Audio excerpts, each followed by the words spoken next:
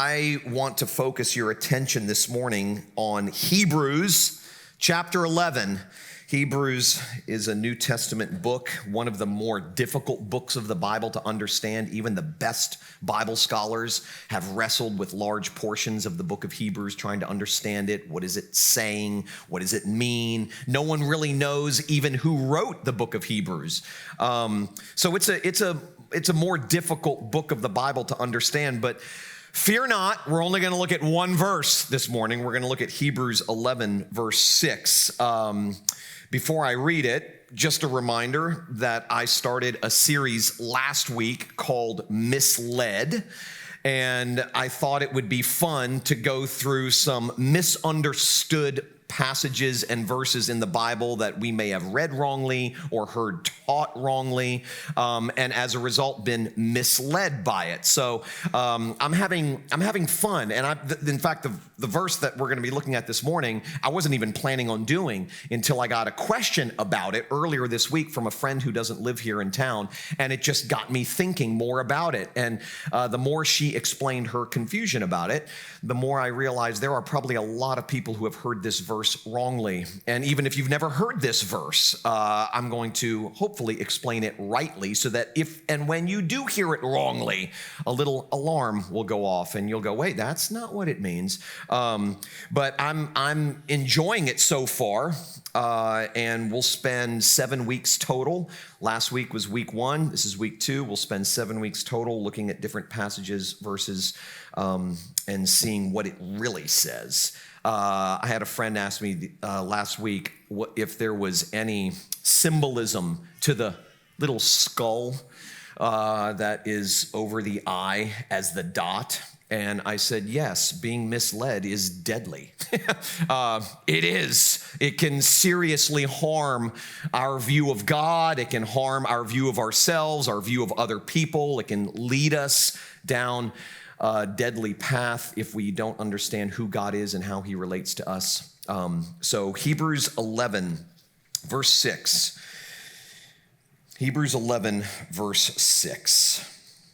And it says this: it is impossible to please God without faith. Anyone who wants to come to him must believe that God exists and that he rewards those who sincerely seek him. So, believe it or not, and I started with this last week, the Bible can do some serious damage. I know that sounds irreverent, it even sounds heretical, but it's true. The Bible can do some serious damage if it's read or understood wrongly. For thousands of years, people have used the Bible to promote wrong ideas about who God is and how God relates to us. And so I wanted to do, as I mentioned, a series on passages that have been mistaught and resulted in real harm done to our understanding of who God is and how God relates to you and to me.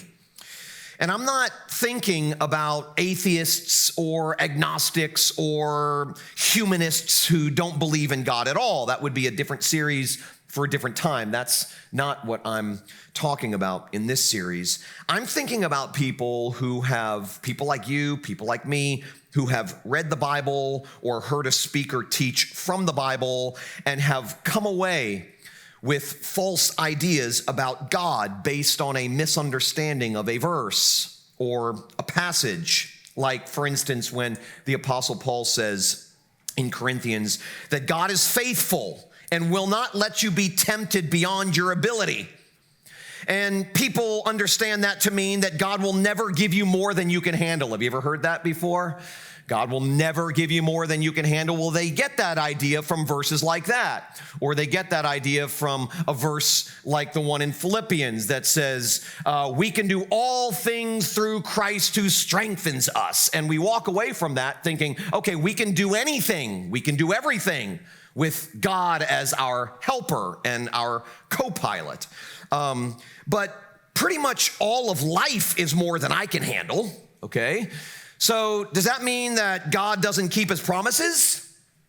Or that maybe God doesn't love me because if he did, he wouldn't be giving me more than I can handle? Or when Paul says in Romans that we are more than conquerors through him that loved us, and people understand that to mean that nothing in this life can beat us and we can accomplish anything with God's help. But I've been beat many times, countless times, and I have failed to accomplish many things. So does that mean that God lied to me, or that he lied to you? Or maybe we start wondering that if we would have done more for God or been a better person or tried harder and so on and so forth, then God would have blessed us with more success and less failure. Job's friends are the perfect example of Bible twisting. Perfect example. It's one of the best examples we have in the Bible of people who understood something wrongly about God because they misread or misunderstood what the Bible says, making the Bible say things about God that aren't true. If you remember the story, Job is a guy who experienced, cataclysmic catastrophe in his life. In one fell swoop, he lost his children, he lost his money, he lost his health, he lost his reputation. It's a very mysterious book, a difficult book to digest. But Job's three friends hear about all of Job's sufferings from far away, and so they make the long journey to see him.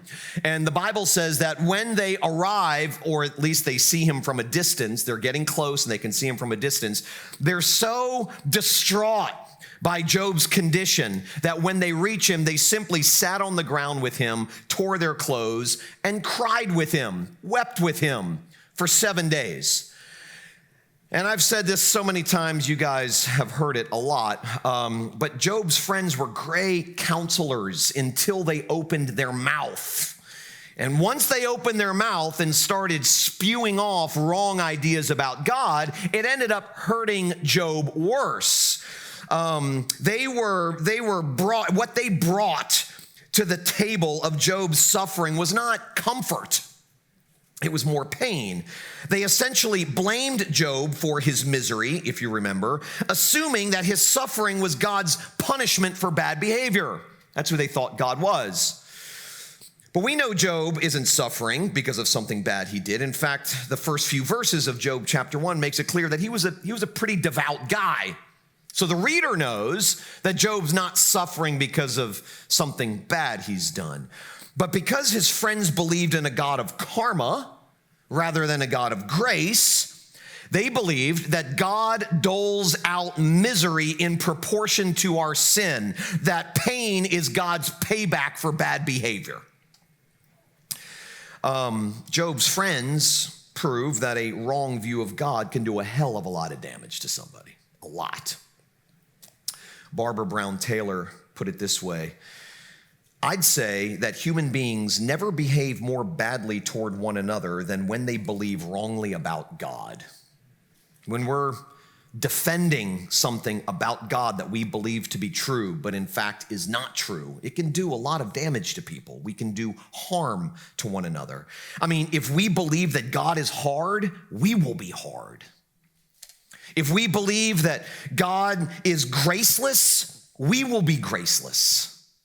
If we believe that God's love is dependent on what we do, we'll make those around us think that our love for them is dependent on what they do.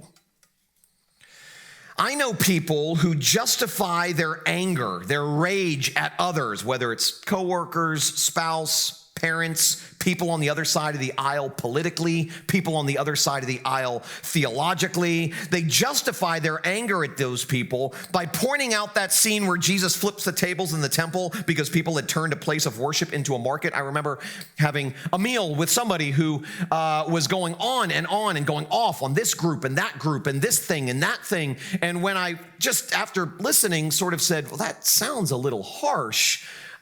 This person said, well, Jesus went to the temple and flipped the table. I was like, listen, that's not the same thing, okay? But if we read the Bible wrongly and therefore understand wrong things about God, then we'll justify all sorts of things in terms of how we treat other people. our view of God will directly affect how we view and treat others, and also how we view and treat ourselves. There's an amazingly funny scene in an episode of Seinfeld, which delivers the most truth in this world apart from the Bible is Seinfeld, okay? So if you care about God and you care about truth, you will invest yourself, okay, in watching every episode multiple times. But there's this scene where George Costanza, neurotic George, goes to see a therapist. And he and Jerry had prepared a pilot for ABC at ABC's request, or NBC, can't remember which one. And so George goes to his therapist, and he's, feeling kind of uneasy about things. And he shares that he and Jerry are getting ready to present this pilot to NBC. And the therapist responds and says, well, that's great news. I mean, if they buy it, you'll be successful. And this is George's response. God would never let me be successful. He'd kill me first. He'd never let me be happy. And the therapist responds and says, I thought you didn't believe in God. And George responds and says, well, I do for the bad things, okay? Now, not only does our view of God affect the way we treat one another, but it affects the way we treat ourselves, how we view ourselves. So what we believe about God is no small thing. I mentioned that I was asked this week by a friend how to make sense of Hebrews 11:6. It is impossible to please God without faith. And she was wrestling with this. She was confused because she had heard it taught that we should seek to please God, and the only way we can do this is by our faithfulness. Okay? So in functional terms, what she was wrestling with was this. The more faithful we are, the happier God is with us.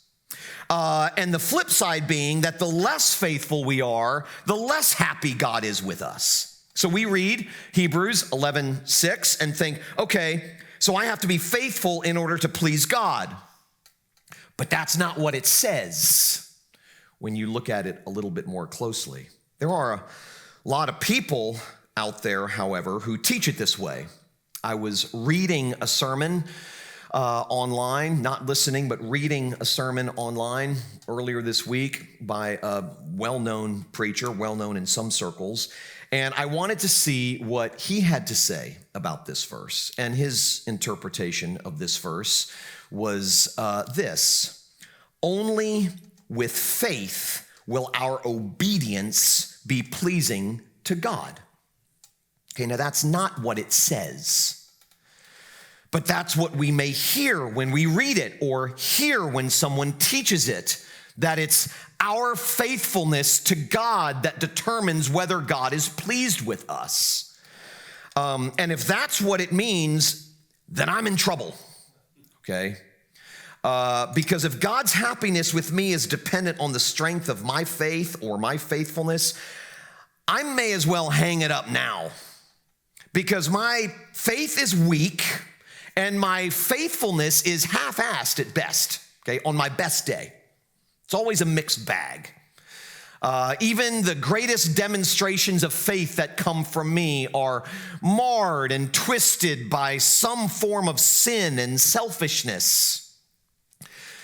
So if you look more closely, it doesn't say that, thank God. There is only one, and the Bible makes this very clear, there is only one who was able to ultimately please God, and that's Jesus. Remember at his baptism when he walked down to the water and John the Baptist baptized him, and Mark chapter 1 verse 11 says, and a voice came from heaven saying, you are my beloved son, in you I am well pleased. In other words, Jesus pleases God. The full pleasure of God is realized in the person of Jesus, so that anything the Son does pleases the Father. The Father received the finished work of the Son, and by our accepting of that work, God is pleased with us. Okay, so you could put it this way. All the pleasing of God that is necessary was accomplished by Jesus. And when we bank on him, all of his God pleasing is transferred to us, deposited into our account. So why is that good news? I mean, what difference does that really make? I'll tell you what difference it makes for me, and I'm assuming for some of you too. It means that we don't need to be obsessed with, are we pleasing to God? Is God pleased with me? Is this pleasing to God? I mean, I know people who are obsessed with those questions. They don't really enjoy the freedom that God has granted us because they're so obsessed with, am I pleasing God? Is God pleased with me? Is this pleasing to God or not? And a lot of the reasons that they ask that question or wrestle with those questions is because of verses like this that are misunderstood. God is pleased with us because we walk through the front door with Jesus, the one in whom he is well pleased. So I've told this story a handful of times, and some of you have probably heard it. I was putting Jenna, my daughter, to bed a long time ago when she was a little girl, and I was kneeling beside her bed, and right before we prayed together, I said, honey, let me ask you a question. How do you think God feels about you? And immediately, without even taking time to think about it, she said, disappointed. And so I inquired. I thought, okay, maybe she did something bad today that she hasn't told anybody and she needs to get it off her chest. Who knows? But that wasn't it. She just assumed that because God is perfect and she was imperfect, that God is holy and she isn't, that God just has to be perpetually displeased with her, disappointed in her. And so I had to figure out real quick how to correct this so that she could sleep in the comfort of knowing that God is pleased with her. And I said, honey, let's picture a scene. Let's say some stranger that we don't know and has never seen before walks down our street around dinner time, walks up our driveway, walks through the front door without knocking, walks into the kitchen where mom is cooking dinner and looks at mom and says, what's for dinner? Okay, now your mom's a hospitable person, but she's probably gonna look at this stranger and say, I don't know who you are, I don't know how you got in our house, but if you don't leave immediately, I'm calling the police. Now, how different would that scene be if this stranger walked down the street with Gabe, Jenna's older brother, around dinner time, and walked up the driveway with Gabe, and walked through the front door with Gabe. And Gabe walks into the kitchen with this friend of his with his arm around him and says, hey, mom, this is so-and-so, what's for dinner? Your mom would set an extra set of a plate and silverware at the table and welcome this person as if he were her own. Why? Because he came with Gabe. So when we walk through the front door with Jesus, we are not only accepted and reminded that we are loved, we are treated as sons. God is pleased with us. The pleasure of God in us is wrapped in the person of Jesus. So reading this verse and thinking, okay, I have to get God's approval. I need to please God. I want to please God. And in order to do so, I have to do this and do that. And when I fail at this, I feel God's displeasure and all of those things. It makes God's emotional life toward us like this, up and down, rather than steady. It's not the strength of our faith that pleases God. It's the person we put our faith in that pleases God. In other words, pleasing God isn't about what we do. It's about trusting, faithing in the one who alone pleased God. It's about banking on the one who pleased God for us. It's like we looked at last week, very similar. So pleasing God isn't so much about behavior as it is belief. put it simply. Believing that Jesus pleased God perfectly so that our relationship to God could be perfectly pleasing. Believing that, trusting that, banking on that guarantees God's pleasure in us. And to add more relief to the equation, the faith needed to please God, the faith required in the Son in order to please God is itself a gift from God. We might say, okay, well, I get it that Jesus pleased God perfectly for us. And when we place our faith in what he has done, God is perfectly pleased with us. But I have to come up with faith. I have to muster up faith. I have to somehow dig deep and find faith to be able to believe that.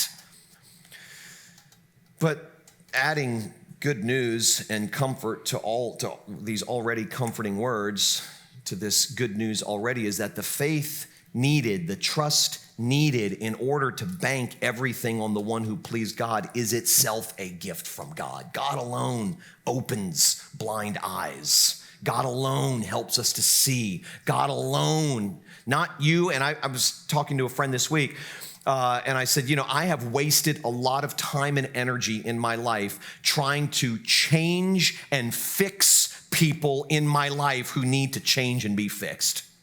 I have tried so hard to no avail to try to open blind eyes. And all it does is stress out the relationship. I don't have the power or the ability to fix anybody, change anybody, or open anybody's eyes. God alone does that. Faith is a gift. It's a gift from God. And Paul elsewhere says in Ephesians that the reason it's a gift is so that none of us can boast. One person has faith, the other person doesn't, and the person who has faith says, well, I'm better than you because I got faith and you don't. I mean, I'm smarter than you. I'm wiser than you. And Paul in Ephesians 2 says, no, you can't boast about that because the faith that you have is itself a gift from God. You didn't deserve it. You didn't earn it. It's a gift from God. Faith itself is a grace from God, undeserved favor from God. So let me tell you why Jesus came. Because there's a lot of confusion about who Jesus is and specifically why he came. He didn't come to make you good. Okay, if Jesus came to make you good, if Jesus came to make me good, he's not doing a great job. Okay, so he didn't come to make you good. That's not his primary purpose. He didn't come to make you nice. Okay, what would Jesus do? That was the big, bracelet phase for a number of years. And I get it, but at the same time, what would Jesus do is answered very simply. He would be perfect as his Father in heaven is perfect. So what would Jesus do doesn't really help me because I can't do what Jesus did. What has Jesus done? Now that's much more relieving. And if any of you guys want to make bracelets like that, I would recommend that you do it. I just want a small cut because you got the idea from me just now, okay? But he didn't come to make you good. He didn't come to make you nice. This is why he came. He came to free you from the slavery of trying to get God's approval by pleasing him. That's why he came. He came to set you free. And there's nothing more enslaving than living a life trying to get God's approval. Now, it's enslaving living life trying to get other people's approval, but theoretically, that's possible. If I hide enough of my bad parts and showcase enough of my good parts, I might get your approval. But God sees everything. Okay? He sees all my bad parts. He sees all the stuff that you don't see.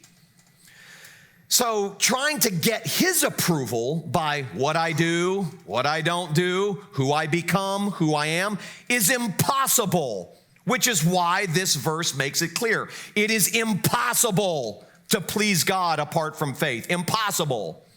Well, faith in what? Faith in the one who alone pleased God. And it's an impossibility, not only because you can't do it, but because you can't even muster up the faith to believe. God does it all of it. Grace upon grace upon grace. Jesus did all of the right things for us. He did all of the perfect things for us, the nice and good things for us, the pleasing God things that we don't do for us. He did it. And banking on him is the only way to ultimately get God's approval. The pleasure of God is wrapped around us in the robe of Jesus' righteousness. Wrapped. You've heard me say this before, but we are clothed in a straitjacket of a righteousness that is not our own. Okay, we're on our own, we're clothed in unrighteousness. But because of what Jesus has done and because he has transferred all of his perfection into our bankrupt account, we appear before God, as we do each week, walking through those red doors as a reminder that we don't come on our own. We come with Jesus. And when we do, we are welcomed as sons and daughters. Welcomed. So the pleasure of God is wrapped around us in the robe of Jesus' righteousness. Communion Sundays are probably my favorite Sundays here because it serves as a tangible reminder of this amazing truth. Tangible. Communion is not a banquet for the well-behaved. It's not a meal for those who are clean. It's not a meal for those who have gotten it together and learned to fly straight, who have made themselves worthy to receive it. It's a meal for those who know that they're dirty. Communion, in other words, is God's feast for failures. It's his spread for sinners. It's his meal for misfits. That's who it's for. It's for you. It's for me. And in communion, God is saying to us, you are my son, you are my daughter, and in you I am well pleased. Eat, drink, I love you. You're good, you're in. You may be failing now, you may have failed yesterday, you may fail tomorrow. Let me rephrase that. You are failing now, you failed yesterday, and you're gonna fail tomorrow. And thankfully, God does not count our failures against us. Paul says in Corinthians that God counts our failures against Christ. He gets our failure, we get his righteousness. Huge, huge.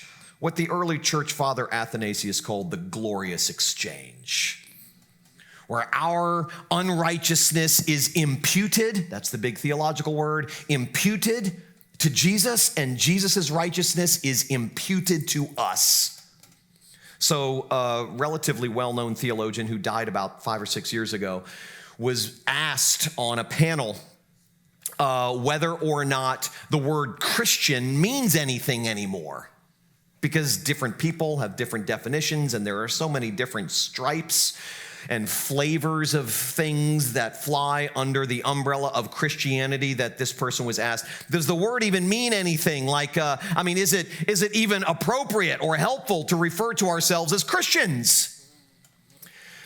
And I loved his answer. He said, now it's a little technical, and so I don't recommend that we do this, but he said, I think there are good reasons, obviously, to hold on to that title for us, even though it's misunderstood or mistreated. But I think it might be helpful if instead we called ourselves imputationists. Okay, now I don't think anyone's going to understand what that means, but he was getting at a point. And the point is that the main tenet of the Christian faith is not our transformation. It's Jesus's substitution. Everything needed to make us right with God was done by him for us. For us. That's why one of the ways that I love to describe the good news of the gospel is just those two words. You can understand a lot about the gospel if you can just understand those words. For us, for me, for you. Done.